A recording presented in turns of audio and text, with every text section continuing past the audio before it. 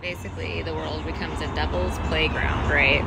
It's like Florida, the devil's playground, right? There's no rules, like there's no laws, really, you know what I mean?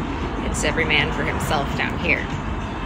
Okay, renegade justice. All right, so the world becomes this, but like with the public knowledge that that is what the case is, right?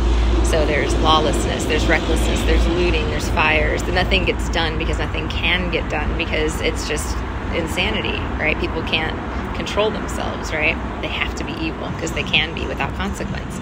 And that's how it begins, right? That goes for a while. And it gets worse and worse and worse, you know. I mean, you can only imagine these demons. It'll be the, survival of the fittest, Hunger Games, essentially, between them, you know.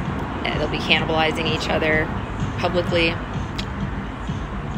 Anyway, then, as the final few are begging for mercy from God, begging for the suffering to end, because they'll try to take themselves out and they won't be able to.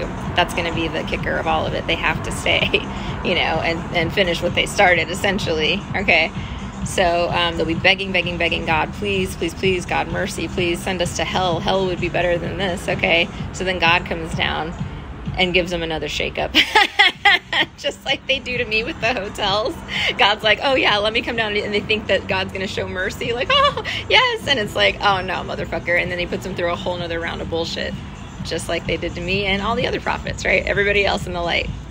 I'm telling you guys, it's going to be like, and you won't even like be worried about this because you'll be doing your job on the new earth away from these fucking possessed creatures of the night.